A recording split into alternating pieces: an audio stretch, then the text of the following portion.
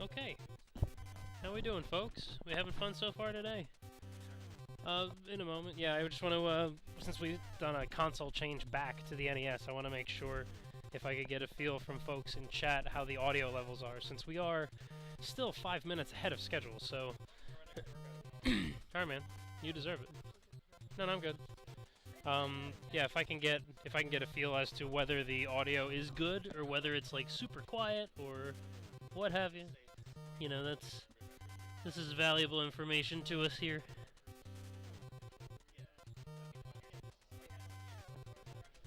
Nice. You're good? Good. Okay, excellent, excellent. Okay. Well then, I don't actually see the need to wait till 7:05. We are a couple minutes ahead, but that's totally fine. Let's just, let's rock and roll. So let's do a little bit of River City Ransom novice category. So pick Ryan for a little bit of time savings on the text. We go fast and novice difficulty. I am clear and louder than the game. Well, I can turn myself down a little bit here. That's perfectly fine. Let me turn myself down a little bit here.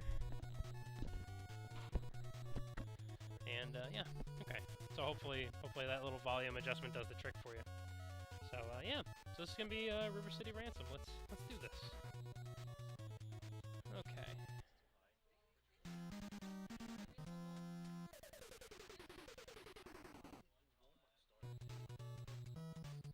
This is River City Ransom. It's, you know, classic beat-em-up style game with little bits of RPG elements that we largely don't care about. For the speedrun, it's basically just a long boss rush, where you're just going to go and rush each of the 9 bosses along the way. All the 9 mandatory bosses here.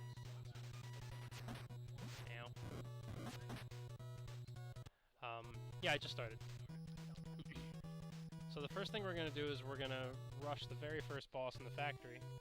Oh no, that's fine, Creeping Death. I want to make sure that the the balance is good. I've been fighting with finding a good balance all day, so we're good here. This is the one cutscene where Cindy explains to us that Ryan's girlfriend has been kidnapped and I gotta go get her. So off I go to go get her. So the route here involves killing Rocco with the crate, and then death warping back because you have to run. This is a pretty bad spawn here. Hold on a second.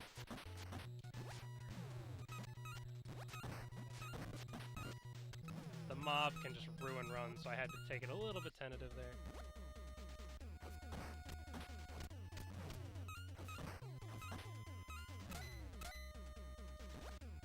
So we're gonna come up here.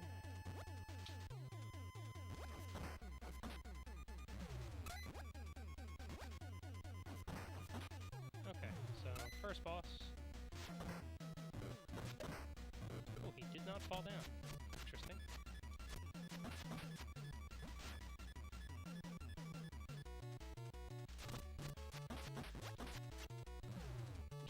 That'll work. Now I'm going to kill myself because the second boss is 10 screens away, but he's 10 screens backwards. So if we kill ourselves, we're 8 of those 10 screens have already passed the spy, but we can get back to Blade a whole lot faster. The downside to that is that by dying, you've lost half of your money, and you don't have a weapon. That's okay, Blade's got this sweet chain. So we can use his chain. There we go, it's a good Blade fight there. And the concern about the money is largely based on the fact that we do want to purchase one upgrade. We want to purchase Stone Hands. Now. It's alright, that happens, no big deal. We do want to purchase Stone Hands, which requires us to have $26.95. We start the game with $20, and then after picking up a few coins and then dying, it puts us around $15 or so. But if you kill all... Oh, that's not cool. Ow. That was completely unexpected that I would lose my chain there. Let's see if I can get a chain back someplace else. Not looking good so far. That's okay. There's still a few more transitions here. But the goal is to have $27 or so right after you kill...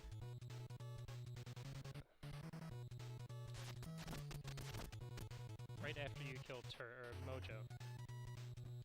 Those are suboptimal weapons.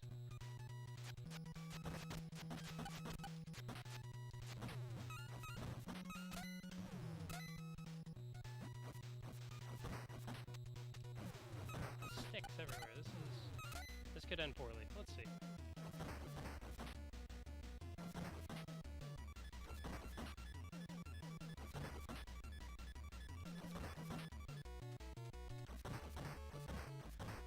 Jesus. Die! Okay. So Turk dead.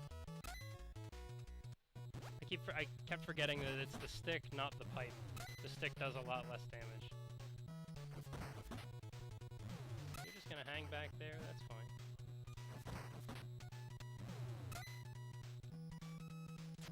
Nice.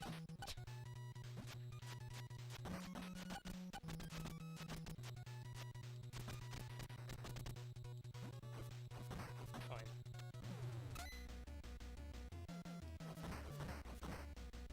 Right. Hold on 1 second. Ooh.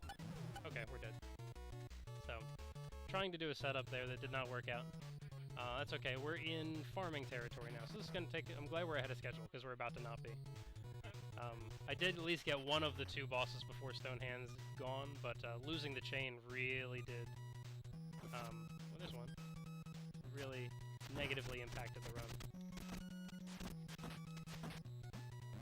I'll take the coins. No, I shouldn't have taken the coins!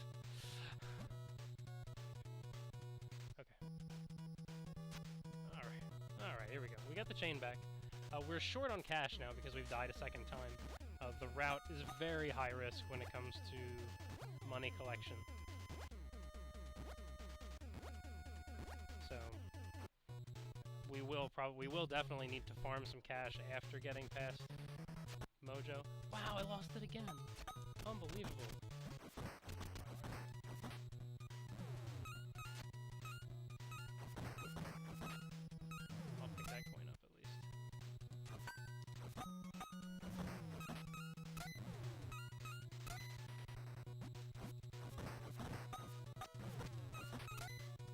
So this could get ugly still. Oops.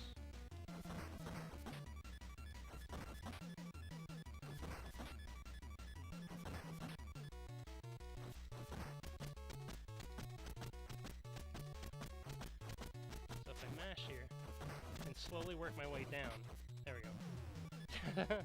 If you mash and hold down, then the little interims between your mashing not being efficient enough will satisfy that. So we're about $4.70 short thanks to the second death. The plan here is to move forward to farm, not backwards. The reason we move forward is because if we die again, which would be severely bad, but if it happens, the good thing about dying right here is that we warp back to the previous mall, which is right next door. Whereas if we tried to go backwards and farm,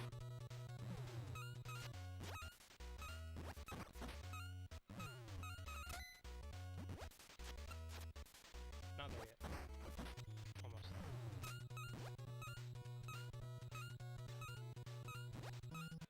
There we go.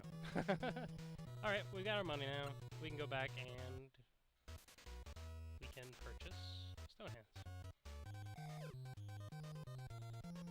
Oh, 7 minutes. Stonehands is an overpowered punch ability that a single input now throws 3 punches and will kill most enemies in a single blow. It's also good for stun locking bosses. You can knock them down with a single Stonehands input and then just keep mashing that. Well, not mashing, but with well-timed strikes, you can keep them at bay. Factory jump and almost died right after, so that's good. At least we hit the factory jumps, that's good. Focus on the positives here. Store, and now you see the power of Stonehands. And he's dead. And we can't leave until the coin spawns, because the coin spawning is the trigger for the flag for the boss kill. If I leave before the coin appears, it doesn't register as though. Wow, that was efficient. Oops. Nope, you cannot. I can punch and I can hit punch and kick, and it does nothing in the malls. Yeah. So that was a really great pattern where I died right away like that.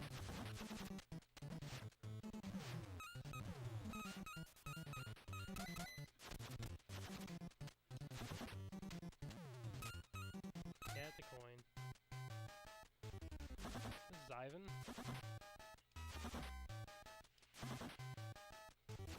Should go down in 7 rounds if I get him cleanly. I mean, effectively, you know, the timing gets tighter and tighter for the recovery time as you work your way through the bosses, so it's just with practice. Like, you get used to the timing of when to hit specific bosses with stone hands. This is Otis. Should go down in 7 rounds, and then I will give the gymnasium jump, which is the most recent addition, a shot here. There we go. That is a frame-perfect input off of the bleachers there. You do a huge jump, and then you hit dash. You get your dash input and a jump input on the same frame, and it preserves your run speed from your previous input. Come on, dude. Don't play me like that. Double Dragon hype. The Dragon Twins. You want to keep them together if you can. 7 rounds, and then split them up to do something called a dialogue skip. They have 10 seconds of dialogue that shows up if you pick up one of their coins, or if they die at the same time. And you can kill them one after the other and skip the dialogue entirely, because it's too busy dealing with the fact that one coin was already registered to notice that the second coin appeared. And there's Simon dead. Let's do a little happy dance here.